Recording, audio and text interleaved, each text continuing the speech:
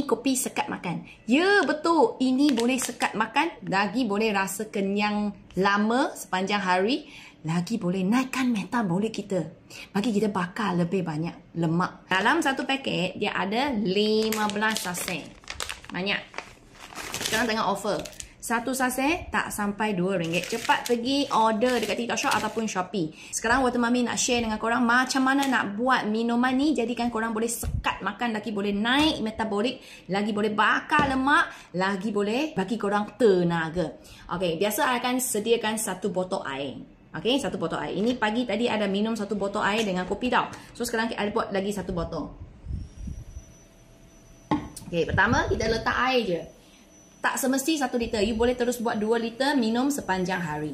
Okay, 1 liter. Masukkan air biasa. Air suhu bilik. Kopi ni sesuai dengan semua jenis air. You nak air panas, air suam, air sejuk. Dia pun senang larut. So, ambil je 1 sachet.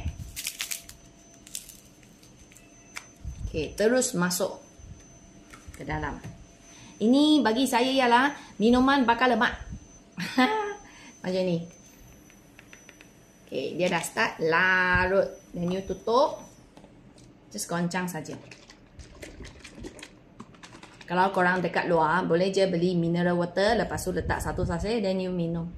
Anytime.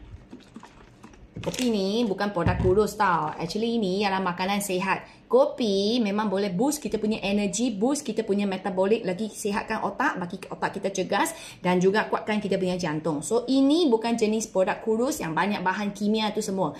Tidak, dia adalah makanan sihat yang tak ada bahan-bahan kimia macam gula, pemanis, macam-macam punya perisa, pengawet, pewarni, pewarna, penstabil, semua dia tak ada. Dia hanya ada kopi yang baik untuk kesihatan badan saja. So korang yang nak makan, minum, boleh je minum. Okay, sudah siap. So ini korang boleh minum bila-bila masa. Yang ada senaman, you minum sebelum ataupun semasa senaman pun you akan rasa energi dekat senaman sana tak sama. Memang best kawan-kawan. Okay, so siapa yang nak order, cepat pergi order Midi Arabica Coffee yang tanpa bahan kimia langsung. 1 sachet baru 10 kalori aja. Dia tak naikkan gula dalam darah, dia tak buat korang craving. Sepatutnya dia ini lagi sekat kita makan. Kurangkan makan dan rasa kenyang, bertenaga sepanjang hari. Rasa dia pahit-pahit manja. Dia tak manis langsung. Dia bukan sangat pahit lah. So untuk kawan-kawan yang memang suka manis punya orang, you lagi kena minum ini. Sebab dia boleh cut you punya manis.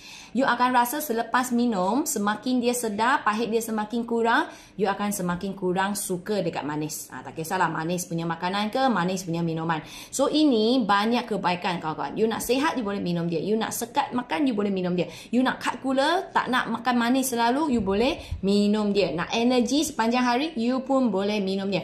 Nak naikkan you punya metabolik, you pun boleh minum dia. So banyak kebaikan. Tak manis, dia pahit-pahit manja. Sedap.